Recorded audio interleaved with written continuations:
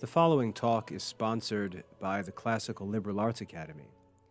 If you're watching the video on YouTube, please take a moment and subscribe to the Academy YouTube channel. You can always access the channel by going to classicalliberarts.com/YouTube. We hope that you enjoy the lesson. God bless.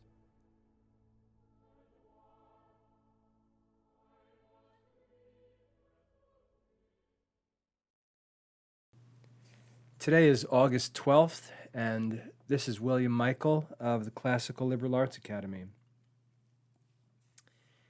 In the Catholic Church, we often hear Catholics complaining about the bishop's decisions to lighten the load, as it were, with respect to obligations placed upon Catholic men and women. We'll see things, for example, like a loosening up on the requirements for fasting before Mass, whereas back in another generation, it might have been said that one should not eat after midnight before receiving communion or attending Mass the following day. Whereas today, we know the rule is that it's required that one fast for 1 hour before Mass. And Catholics often complain about these loosening restrictions. And they imagine or argue that Americans would be more virtuous, more devout, more holy if the requirements were stricter. That if we make the requirements stricter, we'll make holier and better Christians. And that's really what needs to be done. The bishops, rather than loosening the reins, should be tightening them. And that will make Christians better. They argue this especially in light of what is obviously a declining of moral values in general outside the church. In democratic society, morals are going to constantly decline because the majority determines what the laws should be. And the majority is never a majority of wise people or devout people. The majority will always be the common people. And so morals in society will continue to decline, and as morals continue to decline, Christians will argue that the requirements of bishops and of priests should increase and become stricter, and that's a way to counter the decline of society. But obviously the bishops and Pope with the bishops don't agree with that approach to sanctifying Christian society. And I mentioned sanctifying Christian society because that's what bishops and popes are responsible for. They're not the governors of men and women and children outside of the church. They're the governors or authorities inside of the church. And the requirements that the bishops and popes establish are for Catholic people. They're not for unbelievers. They're not for society in general. And the bishops and popes, as I said, have considered it wise to loosen rather than tighten restrictions as social morality declines in modern society.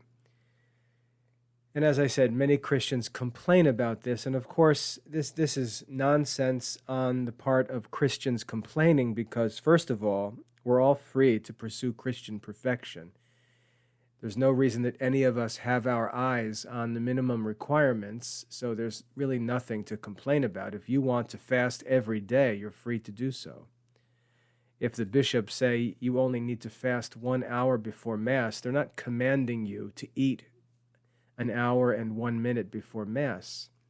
So it really has nothing to do with anyone who is seeking a more perfect life or to practice a more rigorous personal discipline. And so the complaints really make no sense Because if you're a devout Catholic seeking to become an increasingly devout Catholic, these restrictions have nothing to do with you. I know in my life, I really don't care about these things because I'm not seeking to have minimum requirements Catholic life. No one requires me to attend daily Mass. No one requires me to pray the Liturgy of the Hours. No one requires me to pray the Rosary. These are things I do of my own will as a Catholic, desiring to become more perfect. So these restrictions really, if we're fair, they have nothing to do with anyone interested in higher standards. They're questions of what are the lowest requirements.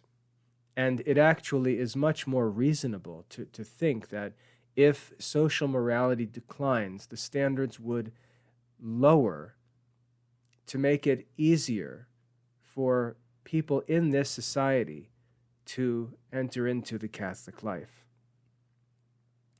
If we had a society where the people were sick and diseased and it was difficult for anyone to exercise, we wouldn't set higher standards for entrance into the military. We would lower the standards. And the church does the same thing because the people the church is actually working with is a weaker people. And so we see these restrictions loosening in the church as society declines. Nevertheless, Catholics are called to seek perfection. That's never going to change. But Catholics seek that individually. The entire church isn't set on the path to perfection. Not even Jesus taught any such thing. Now, the reason why I talk about this is because when it comes to parenting, many Catholic parents criticize the popes and bishops on issues like this, and they imagine that they're going to be more strict with their children because society is becoming more atheistic, more hedonistic, more oriented towards play and pleasure. Catholic parents say, well, our society's so bad, we're really going to ramp things up. We're going to make things so tight, so strict, so sin-proof that none of that worldly stuff is going to ever touch our children. And this is a common approach to parenting among many Christian families, especially among homeschooling families. In fact, one of the main motivations to homeschool is to try to protect the kids from evils that are avoidable, that might not be avoidable if we sent them to local schools. But there are many different reasons to homeschooling, and keeping your kids pure, as it were, is not the necessary reason why many homeschool. But it is a reason why some do homeschool, with this idea that we're going to create a sin-proof environment where our kids are going to grow up and not even know these things exist. They're just going to live in a world that appears to be heavenly. And by making them not even aware of things that exist outside of our family life, outside of our home, outside of our church, we're going to raise saintly children. And that sounds attractive to many, but unfortunately, I believe that it contradicts Christian teaching. First of all, when we talk about loving God with all our heart, soul, mind, and strength, we're taught that we love God because He first loved us. And the context in which we learn of the love of God is in Christ's sacrificial love for us. That while we were yet sinners, Christ died for us. And as we become more and more conscious of our corruption and sinfulness, we become more and more appreciative of God's mercy and of Christ's love. And that appreciation, that awareness of how much we've been loved undeservingly, produces in us a loving response to God. And that's where the love of God actually comes from. It comes from realizing how undeserving we are for the good things that God gives us. Jesus says, "Those who are forgiven much, love much." Those who are forgiven much, love much. And when we look back through church history, we often find that many of the most devout saints, the most zealous saints, were those who turned to God from a relatively sinful life and felt that they owed God even more because of how great their sinfulness was and how generous God's love was towards them nonetheless. And we see this grateful, zeal-producing love in many of the saints. And when we look at Catholic circles, when we look around us in Catholic circles, we see many zealous Christians who converted from non-Catholic childhoods, non-Catholic families. We see many converts to Catholicism coming in as adults, and many of them are the people leading many different organizations, movements, missions, and so on. We often talk about the zeal of Protestant converts to Catholicism. We often see the great motivation that converts have as adults because they've tasted the world. They know what the world has to offer, and they've spit it out. They don't want it. And they embrace Catholicism with a more resolute commitment because they've had what the world has to offer, and they testify that it's not great, it's not desirable, it's not good. And they consider it like St. Paul considered his Jewish heritage. They consider it to be rubbish, and they abandon it voluntarily. Yet, for Catholic parents raising children in the Catholic faith, they often treat a knowledge of worldliness, a knowledge of worldly things, a knowledge of current events, a knowledge of sin, and so on, as the greatest danger to their children's adult faith. And so we see this contradiction between two different people. We see adult Catholics who've come to Catholic faith and are committed to the Catholic faith despite having been immersed in the world. And we see Catholic parents trying to prevent their children from having any knowledge of the world so that they might become Catholic adults. It's a strange contradiction. And this leads us to some controversial discussions in parenting. And there's a passage in Ephesians, St. Paul is writing in Ephesians chapter 6. And while he commands children to obey their parents, he also speaks to their parents. And he says to the parents, to the fathers in fact, he says, "Do not provoke your children to anger, but train them up in the discipline of the Lord." Train them up, some translations, maybe my old Protestant translation used to say, train them up in the fear and admonition of the Lord. But it says, do not provoke your children to wrath. Some translations say, do not exasperate your children, but train them up in the fear and admonition of the Lord.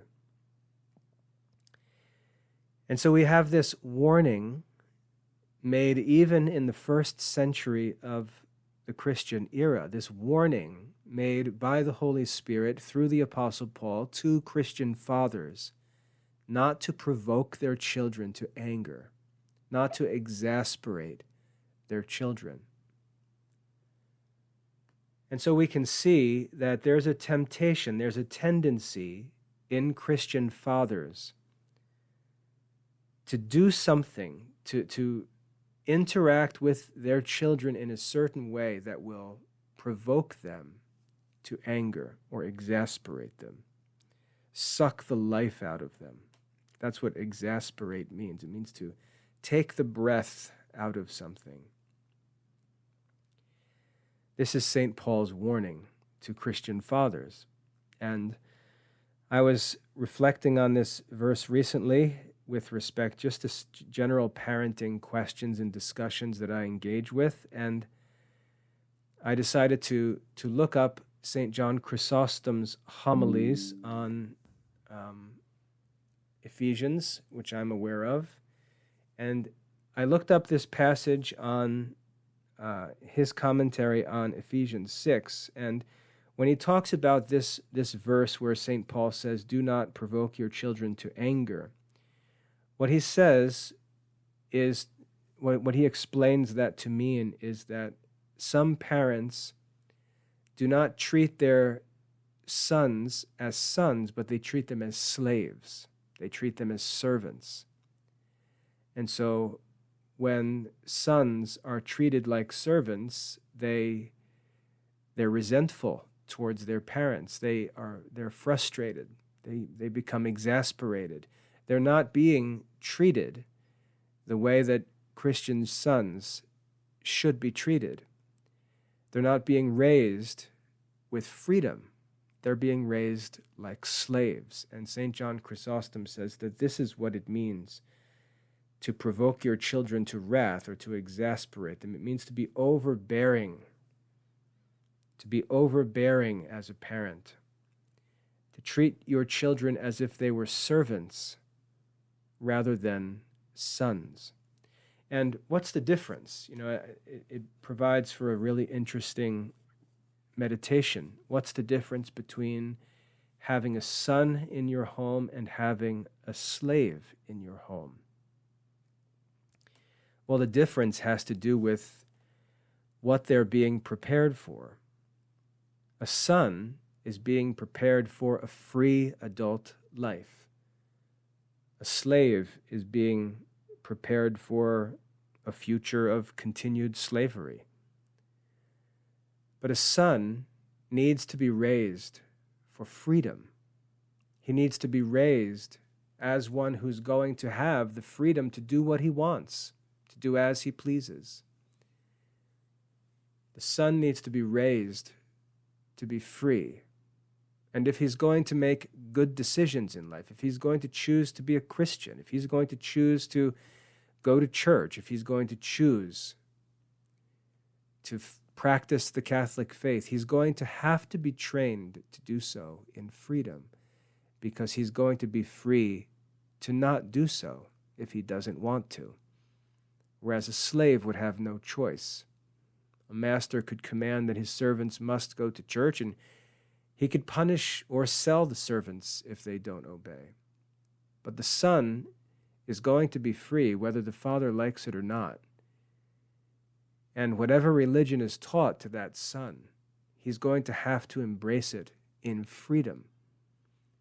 And if we raise sons without that prospect of freedom, we'll tend to provoke them to wrath. They'll resent their parents, and they'll just look forward to the day when they turn 18 and they can grab their clothes and walk out the front door and never look back. They're going to be free.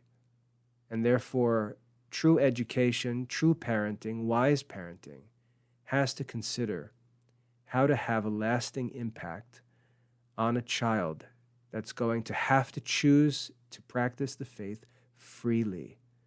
And many Christian parents err in this because they act, as St. Paul warns, they act like they're raising slaves who are going to have no choice. And what do mistreated slaves do? They run away.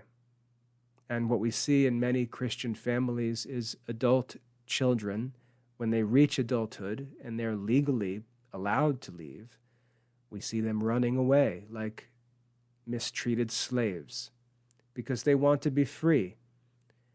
And what's unfortunate for Christian children is that they should have been raised to be free because they are free. And yet they were raised like slaves. And so in order to enjoy the freedom that they already had, they had to get away from overbearing parents. They were provoked to anger. They were exasperated. And so they fled. Sometimes even worse. Sometimes they strike, like the image of the snake saying, "Don't tread on me." Sometimes children provoked to wrath will do violence, but normally children will just wait until the opportunity to get out of their family's house, to get away from their parents, and they may never look back. Don't provoke your children to wrath, but train them up in the fear and admonition of the Lord. Don't be overbearing, St. John Chrysostom says. Now, St. John Chrysostom has more to say. He doesn't only tell us what not to do, he also talks to us about what we should do. And for St. John Chrysostom, the key, there are two things actually, maybe three I should say. And you can look this up yourself and read it if you'd like to, but I'll say there are three things that he says we should focus on. The first and most important, he argues, is that we should train our children to know the sacred scriptures. That is, we should allow our children to hear God's word. We should allow God himself to teach our children. And I think that there is something important about the scriptures that we often underestimate, and it's that we're all accountable to the scriptures. And our children can see that and learn that. They can know that the scriptures are the word of God, and if they have faith, which they should to some degree through baptism, they should have some degree of faith that gives them a consciousness that the scriptures are the word of God. And St. John Chrysostom says the most important thing in parenting is to raise children who are immersed in the sacred scriptures, who hear God's word, who have everything taught to them as it were by God himself.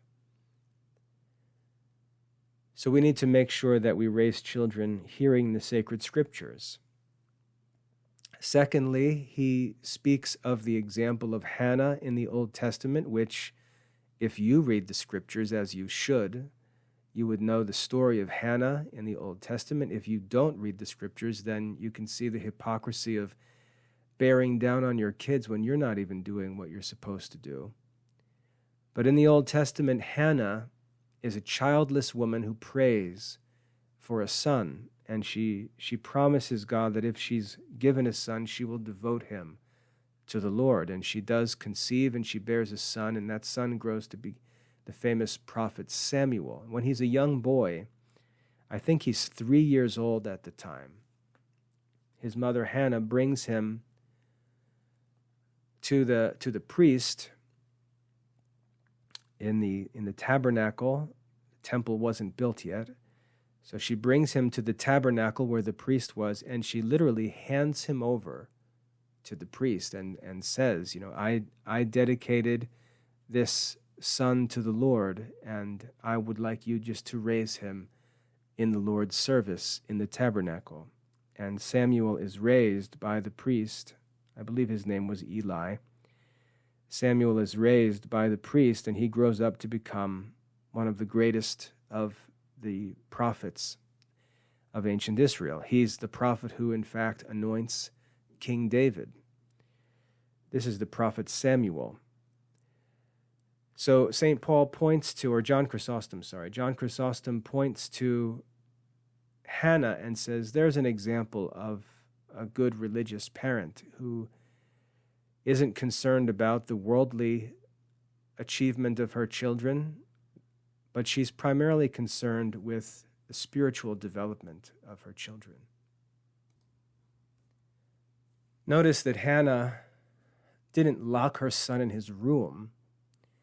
She didn't keep him home and try to have some strict set of rules for him to live by.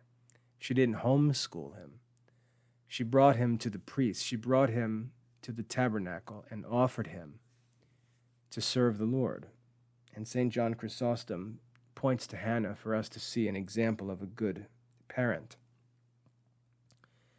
And in this, the third thing, which really is a combination of the first two, John Chrysostom says that we need to make sure that we raise our children and give them the great things, not the little things, but the great things. And by the great things, he means things like wisdom. He says, do not raise your child to be an orator, that is a fancy speaker with some shallow education, but raise him rather to be a philosopher. And this is the advice of St. John Chrysostom, one of the doctors of the church, commenting on St. Paul's epistle to the Ephesians. And if you'd like to get more into that, I recommend you find it. If you go to the newadvent.org website, go to the Fathers tab, and then find John Chrysostom on the Fathers page and find his homilies on Ephesians. And I'm not sure which number it is, but it's down towards the end. You can read that homily for yourself, which is a homily on Catholic parenting, which is really great. So we see this warning from St. Paul on being overbearing. We see the reason why parents are tempted to be overbearing. They think that they can raise children to be Christians by treating them like slaves and taking away their freedom and making them Christian. Just as we baptize our children, we think that we can also make them receive communion and make them be confirmed and make them do everything else that they need to do, but we can't do it. Our children are going to mature, they're going to reach adulthood, and they're going to be free. And the quality of the education that they receive is going to determine how we influence them in their freedom. And this is often neglected. I would say almost always neglected by Christian parents. They think that when their children leave home, that's it, they're off on their own, but their education remains with them. If it was a good education that was actually effective in influencing and remaining with a free person, their instruction and their example will remain with that child forever. But if their education was a poorly conceived education, one that was more fit for a slave than for a son, they'll find that the kids shake that off as soon as they step away from the house and never look back, as I said before. The education, the parenting, the training, the teaching, everything that we give our children has to be of a certain nature that influences one who is free. Because the day is going to come where we lose all control over our children's lives, and they're going to make decisions in their freedom to either run away from us or to appreciate and be mindful of our teaching and follow it, honor us by their adult decisions. And so this leads us to many practical questions, because we see the warning is against being overbearing. And I know that when I talk to Catholic parents, especially because I work with homeschooling parents, I almost always talk to parents who are overbearing. They imagine that by isolating their kids and by making the home world-proof, by strictly managing their children's activities, strictly limiting what their kids can and can't do, limiting what knowledge their kids have, limiting what activities their children participate in, by being stricter and stricter and stricter and stricter, they imagine that they're being better parents. And yet what happens, if you look around in homeschool circles, you'll see teenagers. We usually see this manifested when the kids become teenagers, when they're supposed to be growing in independence and freedom. We find them as if they've had all of their natural human powers cut off. They seem to be children trapped in increasingly adult-like bodies because they are not being raised as free men. They're being raised as slaves. And so they spend their time looking to the hands of their master. They don't think independently. They don't live according to principles that they've been taught. They're not allowed to pursue interests of their own. They're just made to follow their parents around like a bunch of servants. They're not being raised to become free adults. And we see this very commonly in homeschool circles, and it's understandable because the parents are afraid that the children's initial decisions that they make in their freedom, they're afraid that they're going to be bad decisions, because they are. This freedom is going to be exercised by young men and women who have no experience. And I think it was St. Augustine who warned that those who are innocent are easily deceived.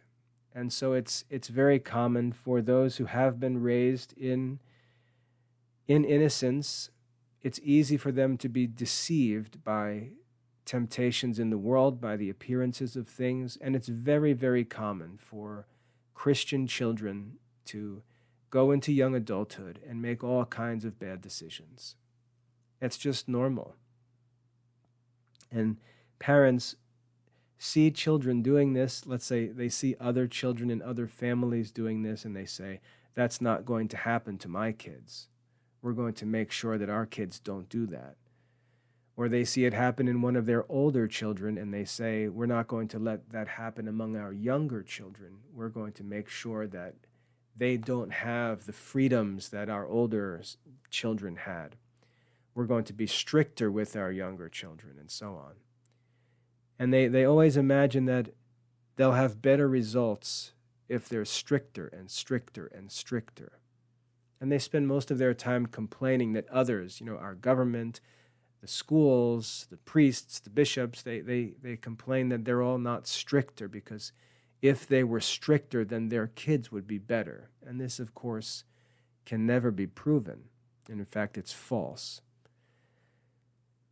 Now, one of the real problems in this situation is that the parents are prideful.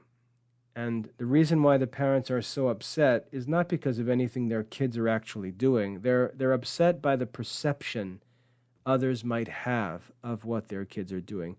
And when we talk about the people they're concerned about, they're other imprudent people who don't rightly understand freedom and judge children as if children should make the decisions of experienced older adults. And so they watch each other's children, judging each other as if it's some kind of contest. And this is what parents are afraid of. They're afraid of what the other people will think. Like if little Jessica dyes her hair red, oh, that's scandalous and embarrassing, because what are the other moms at the Rosary Club going to think when they see Mary's daughter walk in with her red hair? Or she gets a tattoo when she comes home from school. She's got a tattoo on her arm. Oh my goodness, what's everyone going to think? You see, most of the concern that the parents have is not for any actual spiritual trouble the children are in, or even the evils of the decisions that they've made themselves, but they tend to be more concerned about what other people are going to think and judge concerning them, that is, the parents. And this is just pride.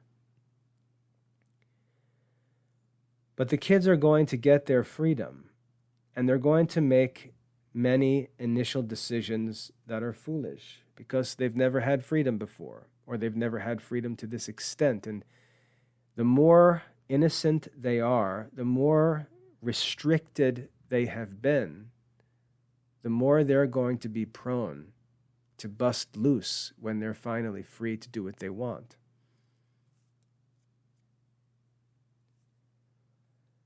One thing I noticed when I was a school teacher, and I've talked about this before, I feel like I've talked about all these topics before. They just keep coming up, though. I used to always notice that the parents who are the most strict on their children when I was a school teacher, their children were usually good students in school. They got good grades, but they weren't very smart. They got all their assignments turned in. They did what they were supposed to do. They were never absent. They followed instructions. They didn't get into trouble. They got good grades, but they weren't smart kids. They couldn't handle essays. They couldn't handle debates or things like that. They needed to be in a class where there was a syllabus with scheduled assignments and quizzes and tests, and as long as everything was prepared for them and pre-cut for them, they could chew it and get through the class and get good grades. But when things got a little looser, a little more real, they couldn't handle it because they weren't being raised to be virtuous in freedom.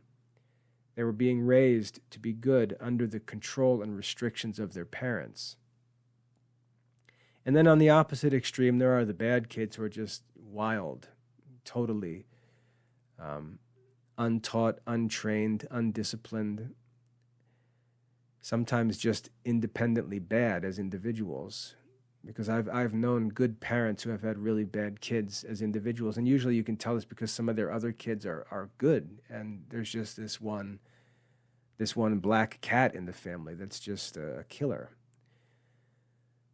But in between these two extremes, there are the kids who are, they're a little bit worldly. They're into some things. They're kind of free, but their parents are there, but not hovering over them, not overbearing. The parents give them freedom. The parents trust them, give them opportunities to earn and build trust. These kids usually play sports, and then in the locker rooms and the sports fields, they're exposed to some ordinary stuff. And so they're familiar with things. They have access to whatever they want. Their parents will let them go out to a party with their friends in high school. Their parents will let them do things. They play video games. They watch TV shows. They're comfortable in modern society. But at the same time, they're well parented, but with a little more freedom than those other kids that I mentioned before. And I always noticed that these middle kids were the best kids. They were the best students. They were the ones who did the most after graduation. And they're often the ones who ended up becoming faithful Christians as adults. Because a lot of the childishness, a lot of the foolishness, a lot of the nonsense that the world offers, the kids who are strictly parented, they often aren't allowed to even get a taste of it. And the parents, by always talking about it, by always harping on it, by always warning about it, they sort of create this mythical monster in the children's mind that's fascinating. When children are allowed to read this book and that book and this book and that book, but they're told, oh, Harry Potter, no Harry Potter books.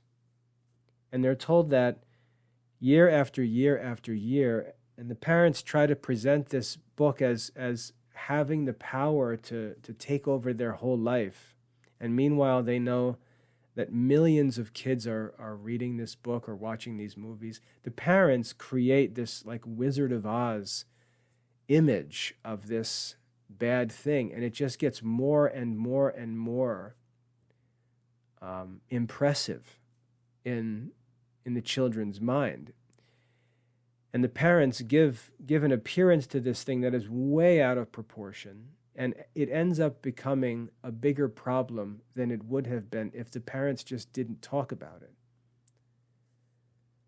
Many of the kids who I mentioned, the middle group kids, they've probably read Harry Potter and they're like, it's not that good.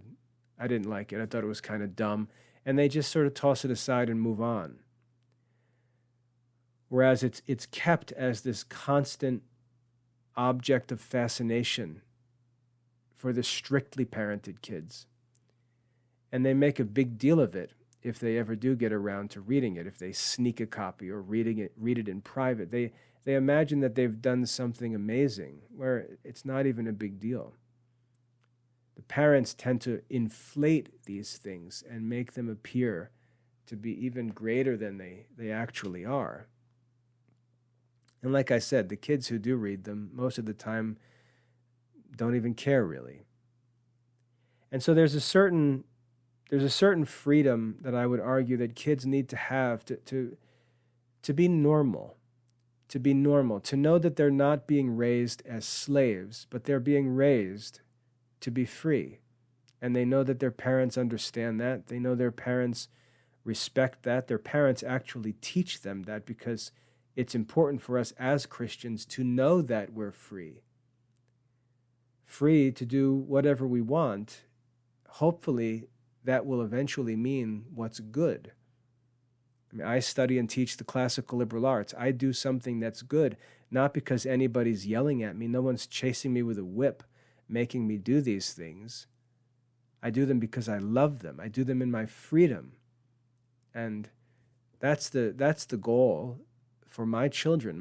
My desire for my children is that as they move into adulthood and enjoy their freedom, they learn lessons that I've taught them. They see lessons that I've taught them through their own experiences. And over time, they learn to trust the things that I taught them more and more. And they have some bad experiences where they choose to go against what I've taught them. And they suffer bad consequences. And they say, yikes, Dad told me to not do that. I chose in my freedom to do it, and I paid for it. Here's another decision. Dad tells me, Dad's advice to me is to do this. Am I going to go against Dad's advice again, or am I going to trust Dad because I remember what happened last time? That's what I hope my children will learn as they get out on their own with their own freedom and make decisions for themselves. Now, as a father, I'm not going to allow my kids to run into real danger. But what I consider to be real danger, I definitely don't think it's the same thing that many other Christian parents I know consider to be real danger. I consider to be real danger decisions that kids can't recover from. That's what I consider to be real dangers. So, for example, the use of drugs I consider to be a real danger because it can lead to addiction and all kinds of problems. And if the kids make those decisions, they may not get a chance to fix things. I consider any kind of, a dating relationship that's abusive or ugly to be an unacceptable thing. I consider, any kind of self-harm to be an unacceptable thing. Any depression or talk of, I wish I could just die. That kind of stuff. That's red flag stuff for me. Things that are simple decisions that could lead to bad experiences, but that can be recovered from. I don't necessarily fear those things. I don't necessarily fear decisions my kids make where I know what the result of the decision is going to be. I know that it's going to be bad in their present experience, but I think it may be good in their long-term experience and future decisions. And I don't necessarily want to restrict my kids from learning those lessons.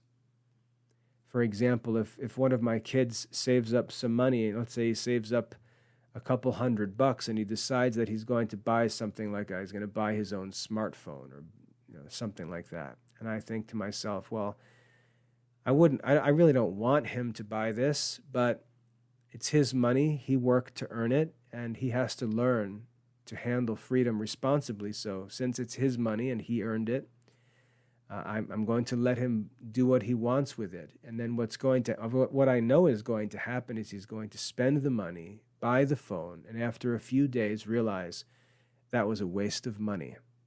And that's the good lesson that I want him to learn. And it's a costly lesson. And that makes it a lesson he's not going to forget. And I'm not afraid of costly lessons. I'll give you a good example from my own kids' lives. My son Jonathan, my oldest, he's a very funny kid. Really fun to be around, great sense of humor, loves to goof around, very, very fun. Well, one day he was working at a hardware store, goofing around with some of his employees, and they had some junk tile at the hardware store, and my son's like a tough boxer. One of the coworkers said, "Hey, can you punch through? Can you bust these tiles? And they had a couple tiles together.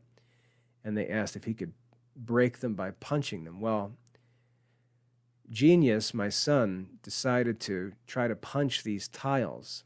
Little did he know that these tiles, once they're broken, are as sharp as glass. So when he punched through the tiles ripped through his hand and severed an artery in his hand. And he bled terribly all over the place and had to be rushed to the emergency room and had to have the tendons in his hand surgically repaired. Well, he was over 18 years old and independent and had to cover the costs of that surgery and hospital visit himself. And so he learned very quickly as a young adult that fooling around, just like Dad said, is going to be very expensive. And he had to learn that the hard way. And once I realized that he was safe and everything was going to be okay, I was happy that he had that experience, because I'm happy he had the chance to learn an important lesson and recover from it, because many kids learn that same lesson in a way that they don't get to recover from. I'm thankful to God that my son was able to learn a lesson and recover from it, because that's how we grow in wisdom. I can share a story from when I was a kid. When I was 8 years old, I was allowed to ride my bike over to the high school, to the football field, and to the track. And me and my friends used to play football and stuff on the high school football field. We'd run around the track and stuff like that. We'd ride our bikes around. But my mother always told me, do not go on the bleachers by the football field. Don't play on the bleachers. That was the one rule. I was allowed to ride my bike to the football field, play with my friends there, but I was not allowed to go on the bleachers because they were very high football stadium bleachers. Well, of course, I'm not going to listen to that. So one day my friends and I went over to the field and we decided to play tag on the bleachers, on the high metal football stadium bleachers. Well, there's a space about a foot wide under each seat on the bleachers, and it was drizzling a little bit. We were playing around, and as I was running up the bleachers and ran across one of the rows of the bleachers, I slipped and went right out under the bleacher and fell all the way to the bottom, from the top of the bleachers all the way down, and landed on my back on the ground as an 8-year-old kid. I easily could have died. I could have been paralyzed, could have broken my neck, could have had 100 different terrible experiences, but I was totally fine. I was just scared to death because it felt like I was falling in slow motion. And I fell to the ground, landed, and I got up. And the first thing that I thought to myself was my mother telling me not to play on the bleachers. And I got on my bike and I drove home. And that was it. And that was an important lesson in my life. And unfortunately, that's how we learn many of these things. And there's just no way to prevent it. And you can see my parents gave me freedom as a kid. I didn't think about it when I was a kid. I realized as an adult with my own kids just how much freedom they gave me. And this is such a difficult issue because you have to wonder, how much freedom is too much freedom. And I think that's where prudence really comes in, because we've got to know what the options are. Like what evil could come out of a certain situation? What are the dangers? What are the risks? What are the rewards? If we try to avoid every risk, the kids are going to, sit in the house wrapped in bubble wrap. We can't live like that. And it's very difficult to know where the lines should be drawn, where the restrictions should be. And many parents go way too far. They're way too restrictive and overbearing. And you can imagine what happens is that those kids are raised where they're never allowed, to touch the hot pan on the stove. They're raised with a sense that they're bulletproof, that they're indestructible. And those are the kids who are actually in danger when they finally do get freedom and they feel like they're bulletproof.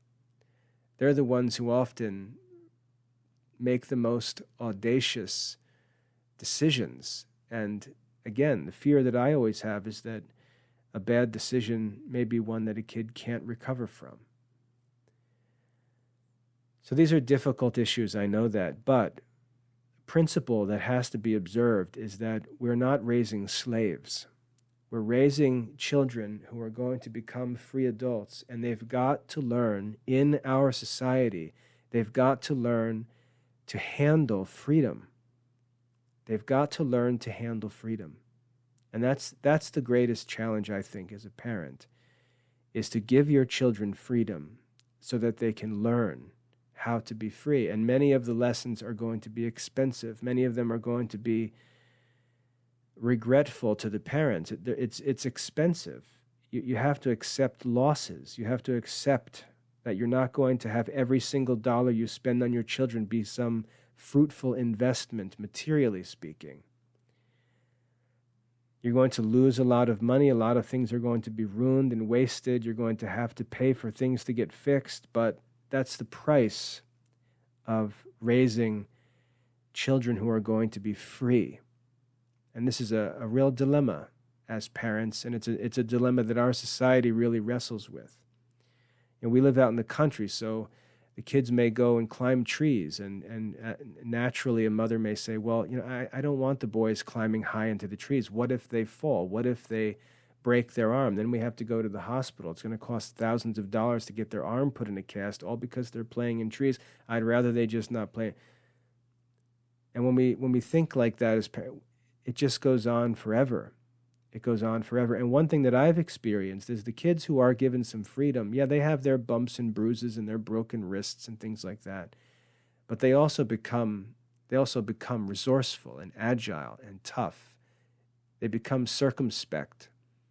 They become the kinds of kids that don't fall out of trees. They become the kinds of kids who don't trip over themselves or run in front of a car. They become circumspect. They become cunning. And that's one of the benefits of being raised with freedom. And we often have had families visit us whose kids are not raised like our kids, and it's hard to keep them from getting killed because they're just so thoughtless and so naive. We once had a family visit where we had the donkey that the kids used to play with, and the kid, because he didn't understand how animals act, ended up falling under the donkey and having the donkey step right on his face. Like that stuff doesn't happen to a farm kid. And it's that kind of awkwardness, that clumsiness, lack of self-awareness, lack of cunning. That's the danger, I think, of being too restrictive. The kids just end up doing things that normal kids would never do. And they suffer even worse injuries and problems and troubles than kids who are given some freedom to learn how to do things and become more circumspect, more careful, more street smart, as it were. So I know it's a difficult issue, but it's an issue we have to deal with. And being excessively restrictive, I mean, look, if that worked, if being restrictive worked, everybody would do it. It'd be easy. Just put your kids in a jail cell and they would turn out good. If that worked, we'd all do it. It'd be easy. It doesn't work, though. And everybody sees that kids who are the most restrained, the most restricted, the most sheltered, the most limited, often don't turn out well. And we know that doesn't work. And so we've got to play with freedom in parenting. And it's a situation that requires real wisdom and thoughtfulness. And I don't think that there's a general rule that can be established. I really think it's a case-by-case, issue-by-issue decision that needs to be made by parents as to what's okay, what's not okay, what's okay in some circumstances, what's not okay in other circumstances. You can do this if you're with Tommy and John, but you can't do this if David's around because he's crazy and he'll set you on fire. Those kinds of, it's just circumstantial. I had one friend, his name was Sal, who was just crazy. He was a kid from a rough family, and all the neighborhood kids played together, and Sal was nuts. And of course, he was like my best buddy when we were little. And my parents found him entertaining because he was so crazy. And my life with him was just one of like constant, it was like Tom Sawyer and Huckleberry Finn. It was just, there was no way to know what could happen if I was with Sal. And so my parents would say, yes, you can do this if you're with Brian or Jeffrey or Glenn, but you can't do this if you're with Sal. And there are kids like that. So it's a circumstantial thing. By the way, that kid Sal, a funny story, when he got older, he moved away from us. So I didn't know him as a teen, but we ended up connecting later on with his mother. And we learned that when he was a teenager, he actually got stuck on the river in New Jersey, the Raritan River. He got stuck on a block of ice because he was playing on the ice on a river, and the ice broke away from the shore, and he actually floated down the river on a piece of ice and had to be rescued by the fire department. And he sawed a set of fire escape stairs off the back of his apartment complex building and fell to the ground. So the signs of danger that we saw in Sal when he was 7 or 8 years old, they turned out to be true when he got older. But that's the kind of thing where, again, it's circumstantial. I had other friends who my parents would trust me to do anything with, but not with some of the kids. So it's circumstantial, and it's also individual. As we have different kids, there are some of our kids who can be trusted to do things. They've got sort of a natural fear in them, and they're going to shy away from dangerous things. And then we've got other kids that will jump into fire, and we've got other kids that'll climb to the top of a telephone pole and try to touch the wires. So the decisions, like I said, a general rule can't be made, because with one kid something could be safe, and with another kid something could be deadly.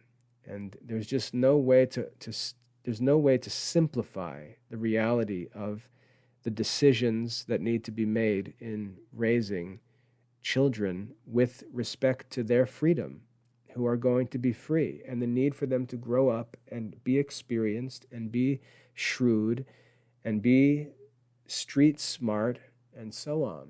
They've got to learn those things, and they're not going to learn them without experience, and that experience has to be controlled, but loosely controlled. And this idea of loose control is a complicated concept that probably needs to be explained a little bit more, but not in this talk. But anyway, that's the challenge. That's the real challenge of parenting. So when we come to modern issues like watching television, video games, music, and so on, some parents are just going to have the strictest policy, no television. There's not going to be a television in the home, no television, no video games, no music, nothing. You have your schoolwork, and outside of that, there are some books on the shelf, and outside of that, you've got a stick, and there's you can have a hamster, and that's going to be your childhood. It just never works well. It never works. It doesn't raise saintly kids. That's just not how parenting works.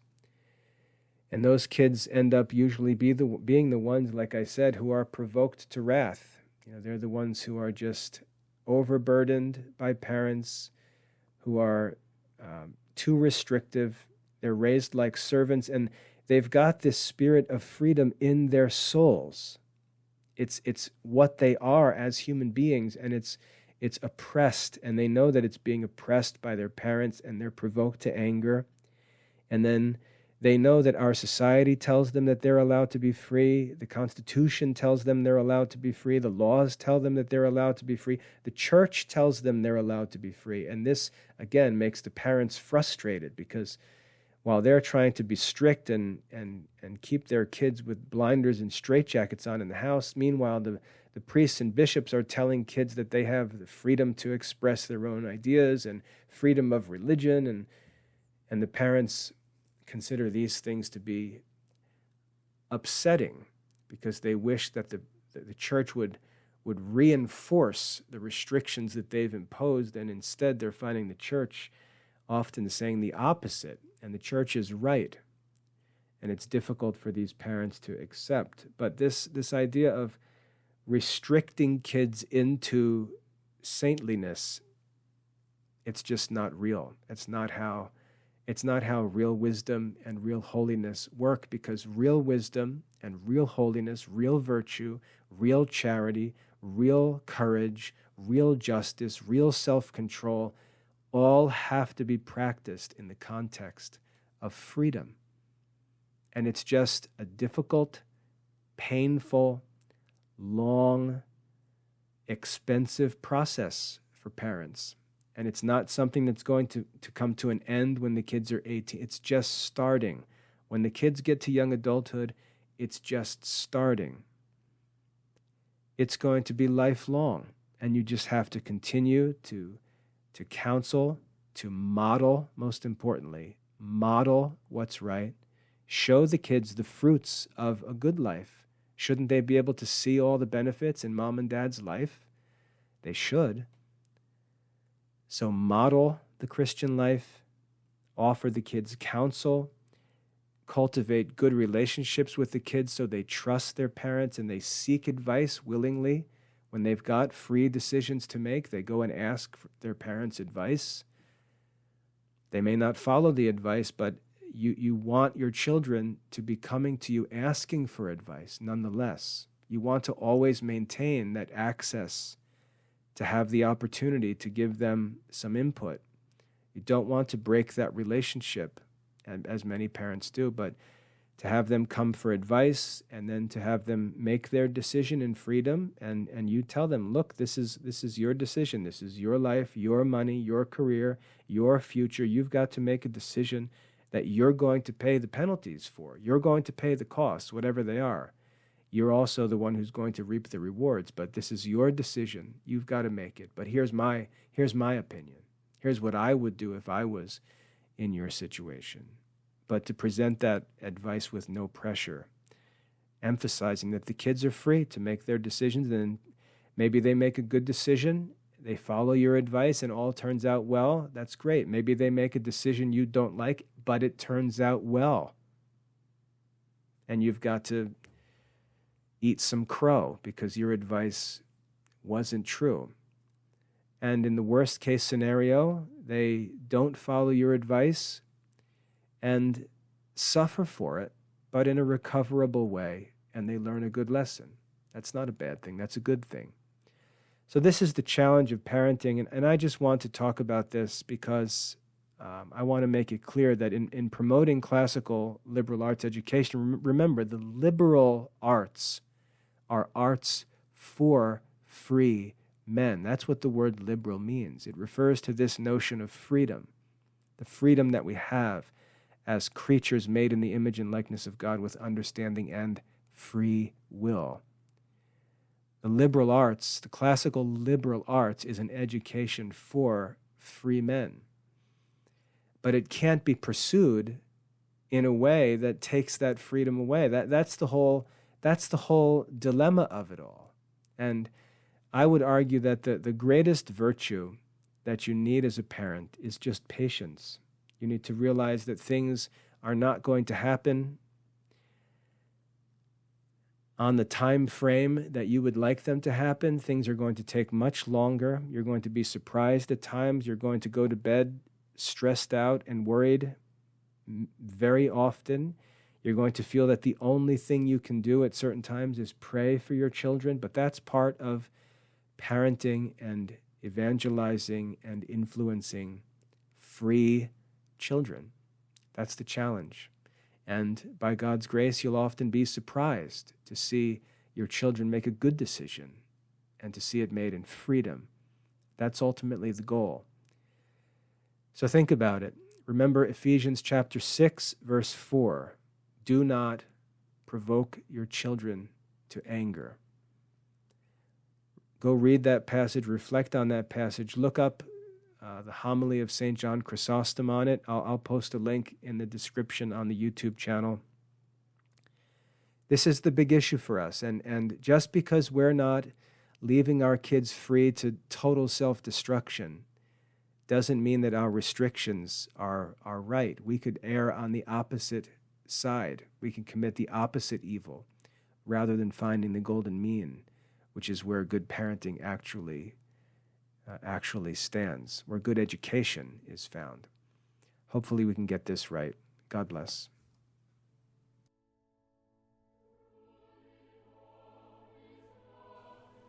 The Classical Liberal Arts Academy works to research, restore, publish, and teach the classical Catholic curriculum enjoyed by wise men and saints throughout history.